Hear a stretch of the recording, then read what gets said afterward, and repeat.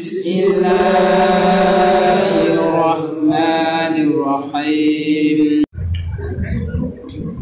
Assalamualaikum warahmatullahi wabarakatuh. Bismillahirrahmanirrahim. Alhamdulillahi rabbil alamin.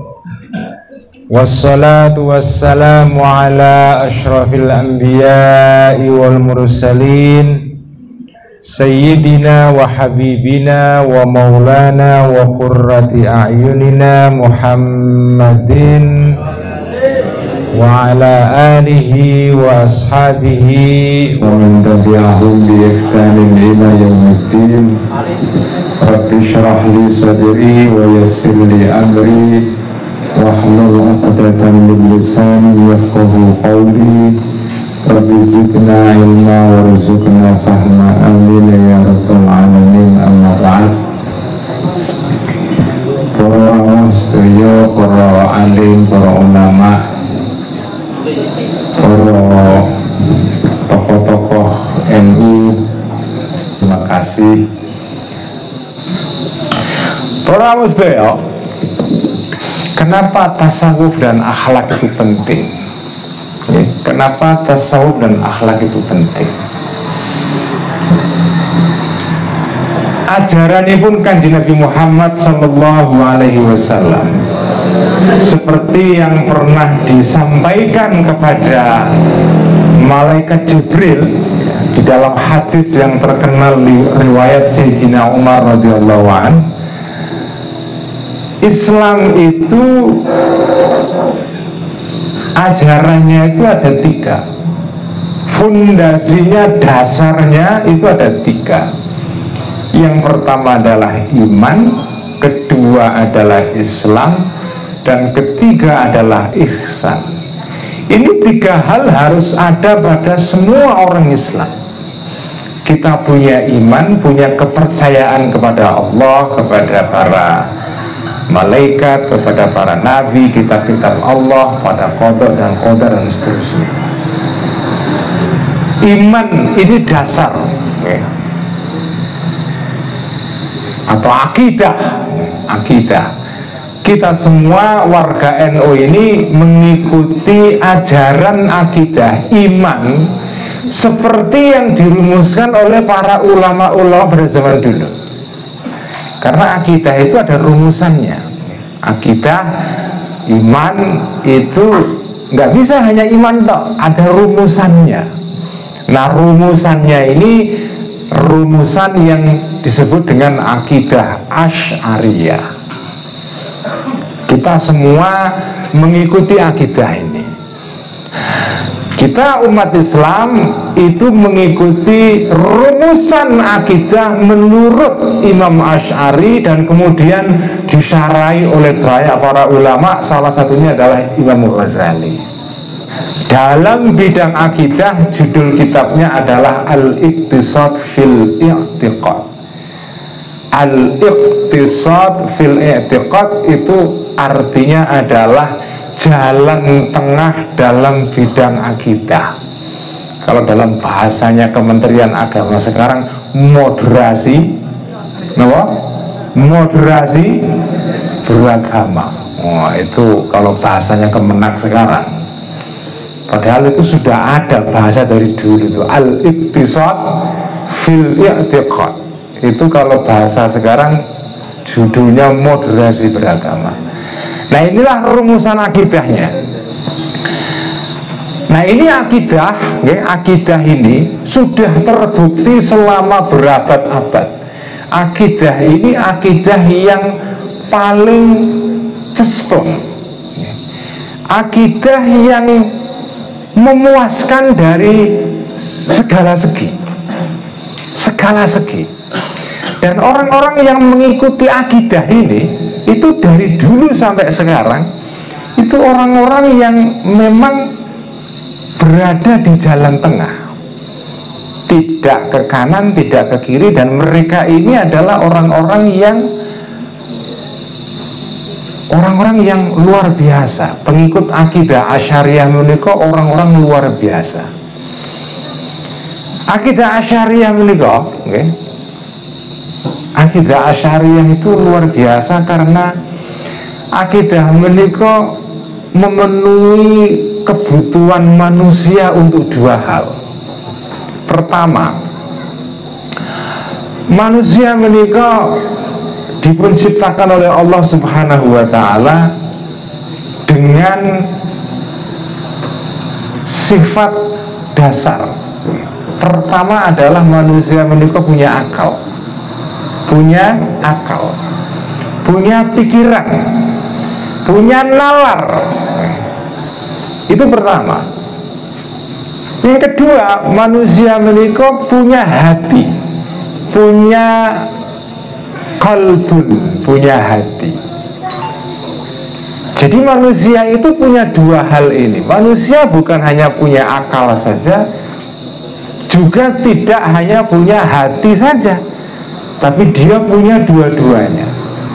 Nah, akidah Asy'ariyah menika memuaskan dua hal ini, memuaskan akal dan memuaskan hati. Saya kasih contoh ya.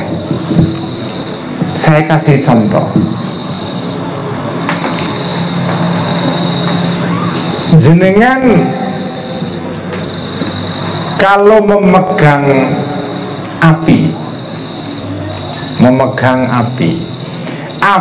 jenengan dekatkan ke kapas, lalu kapasnya terbakar.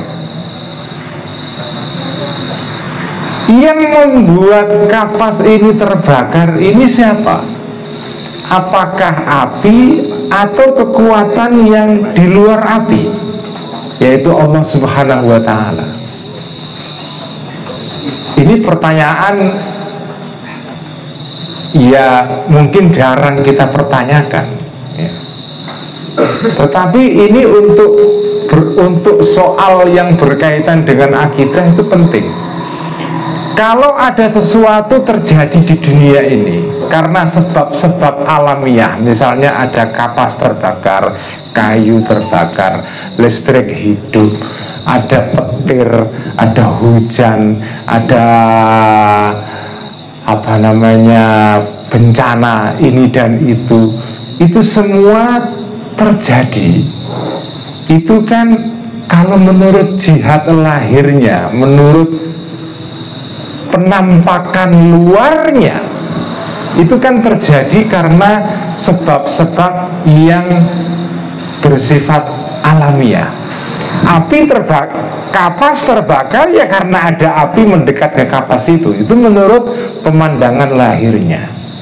Nah, pertanyaannya, yang membuat api terbakar itu apakah, yang membuat kapas terbakar itu apakah api atau ada sesuatu, ada kekuatan di luar api? Nah, kalau menurut orang-orang yang hanya menggunakan akal saja, maka kejawabannya adalah kapas itu terbakar karena api.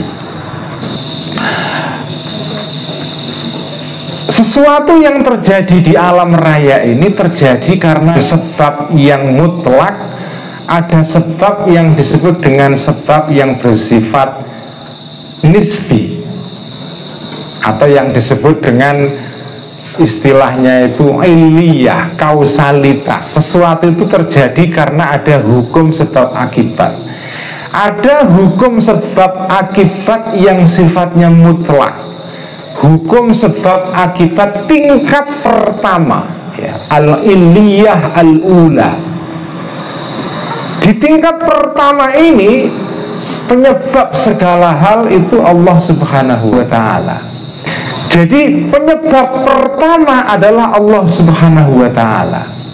Tetapi ada penyebab tingkat kedua, yaitu penyebab berupa hukum-hukum alam. Kapas itu terbakar karena api, itu ketoe. Ini namanya kausalitas tingkat kedua. Tetapi kausalitas yang sesungguhnya yang menyebabkan ini semua adalah Allah Subhanahu wa ta'ala. Itulah akidah yang dirumuskan oleh akidah Asy'ariyah. Jadi ketika kita melihat, ini penting sekali terutama bagi anak-anak muda yang belajar ilmu alam. Belajar ilmu alam. Ketika anak-anak muda itu belajar ilmu alam, apa yang dipelajari? Hukum alam. Tidak ada pembahasan mengenai Allah Subhanahu wa Ta'ala, nggak ada. Karena memang sedang berbicara mengenai hukum alam. Karena kalau jenengan belajar fisika misalnya, jenengan diuji ujian fisika, ditanya kenapa air mendidih? Karena Allah Subhanahu wa Ta'ala. Kira-kira piye? Bijine 0 apa 10? Ya 0. Karena fisika. Karena di dalam fisika jenengan belajar kausalitas tingkat kedua, bukan kausalitas tingkat pertama. Kausalitas tingkat pertama dipelajari dalam ilmu akidah, tetapi kausalitas tingkat kedua dipelajari dalam ilmu pengetahuan. Nah, umat Islam menikah, ini ajaran Al-Ghazali menikah. Umat Islam itu harus menguasai dua ilmu ini. Ya, kausalitas tingkat pertama melalui pelajaran akidah ini, juga kausalitas tingkat kedua. Karena jenengan ini tidak bisa memahami makhluknya Allah ini, ciptaan Allah Subhanahu wa Ta'ala yang luar biasa nih, luar biasa loh nih, luar biasa. Jenengan nak mengikuti perkembangan ilmu astronomi modern, ilmu falak nih, tapi ini bukan ilmu falak zaman pondokan nih buatan. Jadi itu penting untuk urusan tanggalan foto, ini penting nih. Tapi ini ada ilmu falak modern, itu masya Allah, perkembangannya luar biasa. Luar biasa. Nah, itu semua, ini alam raya ini ciptaan Allah Subhanahu wa Ta'ala ini. Ini semua tidak mungkin jenengan pahami kalau jenengan tidak memahami hukum-hukum kausalitas tingkat kedua. Karena ciptaan Allah inilah yang menunjukkan adanya Allah. Tapi jenengan tidak bisa memahami ciptaan Allah ini kalau jenengan tidak memahami hukum-hukumnya. Dan karena itu umat Islam harus memahami ini. Tetapi umat Islam tidak cukup menerangkan alam raya ini hanya dengan hukum-hukum pada tingkat kausalitas kedua. Harus memahami bahwa di balik kausalitas kedua ini ada kausalitas yang mutlak, yaitu Allah Subhanahu wa Ta'ala. Nah, manusia itu kalau sudah punya tadi itu ihsan, itu warga negara itu kalau ihsan itu negaranya pasti thayyibatun, baldatun thayyibatun. Kenapa? Karena orang menikah kalau sudah sampai ke tingkat ihsan itu akan membuat lingkungan itu kepenak, enak sekali, nyaman sekali, membuat hidup ini tuh enak. Itu bahasa Al-Quran menikah baldatun thayyibatun wa rabbun ghafur. Kenapa kok redaksinya itu baldatun thayyibatun? Negara napa thayyibatun itu maknane nggih susah diterjemahkan dalam bahasa Jawa menika. Baldat negara engkang nak cara kula nggih maknane baldatun thayyibatun menika negara sing kepenak. Kenapa kok tidak dikatakan negara yang kaya? Katanya baldatun ghaniyatun. Kenapa kok bahasanya thayyibatun? Kenapa tidak negara yang per kapitanya berapa? $15.000 setahun misalnya. Kita sekarang di Indonesia ini kok per kapitanya, kalau per kapita nominal ada 2 per kapita. Di sini ada yang belajar ekonomi? Lorano. Mau antropologi rano, saya ini ekonomi rano. Ini belajarnya apa sih ini?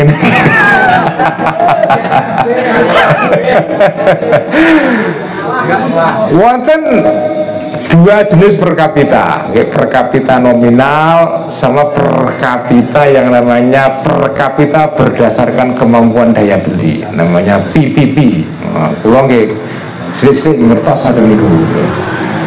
Per kapita nominal itu maksudnya per kapita berdasarkan jumlah nominalnya. Kita niki sekarang per kapitanya sekitar 5.000-6.000 dolar. Itu kalau nominalnya. Tapi kalau berdasarkan daya belinya, karena uang 5.000 dolar, wah, harus diarani uang sugih beli gedung nih gue. Karena 5.000 dolar mereka setara dengan 75 juta. Iki nih gini ono sing per kapita ono orang sing, ya saya kira banyak ya. Oh akeh nih, akeh lah. Orang yang setahun penghasilannya rata-rata 75 juta. Wah niku mual karuan niku. Pokoknya gue hidup sebulan ke lebih-lebih niku. Tapi nek jenengan urip dengan Amerika 5.000 dolar nggih pas-pasan. Nah itu. Kenapa kok tembungnya redaksinya dikurangi niku baldatun thayyibatun. Kenapa kok tidak baldatun ghaniyatun, negara yang sugih? Kok batin sugih? Kok thayyibatun? Kenapa? Aku nak menggalih menika nggih, merenungkan makna baldatun thayyibatun menika. Baldatun thayyibatun menika negara ingkang sejahtera, tapi sejahtera itu sebenarnya maknanya sekarang sejahtera itu artinya ya kaya juga, hidupnya secara material tercukupi, itu kan tersejahtera gitu. Keluarga sejahtera itu definisi pemerintah kan ngoten nggak? Penghasilan ekonominya punya standar sekian dalam 1 tahun atau sehari belanjanya sekian, nah ini sejahtera. Tapi thayyibatun itu tidak sekedar sejahtera secara material. Thayyibatun menikah sejahtera lahir batin. Makanya namanya baldatun thayyibatun. Cara kula nggih maknane baldatun thayyibatun menika negara sing kepenak. Kepenak. Enak sekali. Nyaman. Nyaman sekali. Ada orang itu yang duitnya akeh ning ora enak diajak ke kancan gitu. Ngoten to? Duitnya akeh nek nggo ke kancan ora enak blas gitu. Nak soal kekancan, lu apik kekancan karo wong kiri ning enak. Gitu? Nak iso yo kekancan karo wong sing sugih tur enak. Niku nak saged gitu. Tapi nak sugih napa nggih ora enak dijak kekancan wonge medhit. Pokoke ngomongnya ya ora enak. Wes gak enak itu. Makanya ada seorang wali besar namanya Imam Al-Fudail bin Iyad. Itu wali besar yang hidup pada abad ketiga Hijriah. Banyak dikutip dalam kitab Ihya oleh Imam Ghazali. Imam Al-Fudail bin Iyad menika suatu ketika pernah ditanya kali muridipun, jenengan nek kan milih kekancan karo wong kafir ning enak, terus kekancan karo wong Islam ning ora enak go kekancan, jenengan milih pundi? Niku ditakoki ngoten, niki pasti santri nakal nih. Ya mungkin kira-kira ansor utawi bangser ngoten lagi. Jarak godho karo kiai ini. Jenengan kan milih iki kekancan karo wong kafir ning enak dienggo kekancan, terus kekancan karo wong Islam ning ora enak go kekancan, jenengan milih pundi? Niku jawabane Kiai Fudail bin Iyad, ya jelas toh. Nak soal kekancan, aku milih wong sing enak nggo kekancan, walaupun dia bukan muslim. Niku nak cara Imam Fudail bin Iyad. Kekancan nggih mboten akidah lho nggih. Nggih.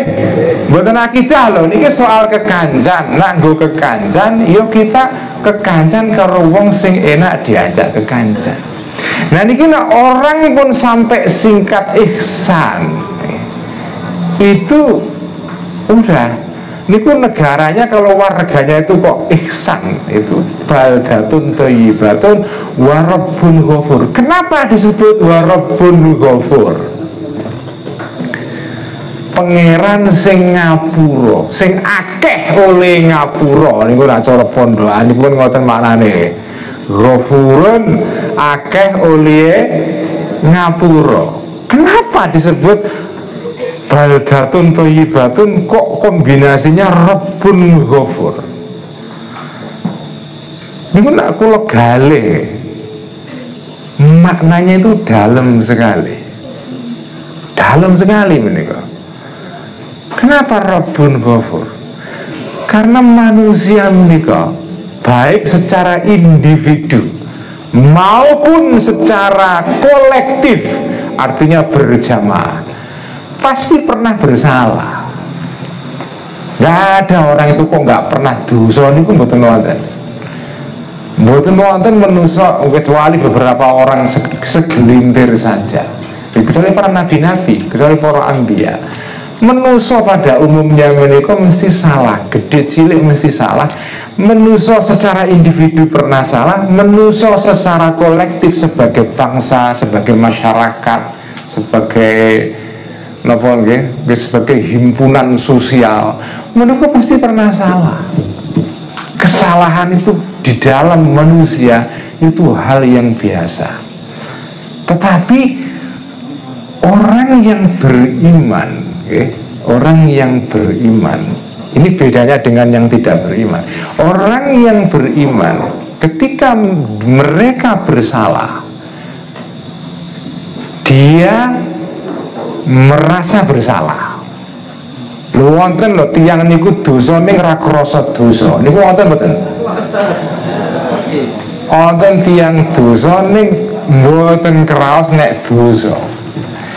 Salah ning ora krasa ning salah. Niku payah niku. Niku sama dengan wong lara ning ora ngaku nek lara. Niku ujug-ujug mangke mati ngoten mawon Mas matek. Wong loro ngaku loro langsung matek mesti. Wong loro niku punya harapan waras nek sadar tiange loro. Niku orang sakit kalau punya kesadaran dia sakit, itu punya harapan sembuh. Kalau orang sakit tidak merasa sakit, tidak ada harapan sembuh, nggak ada.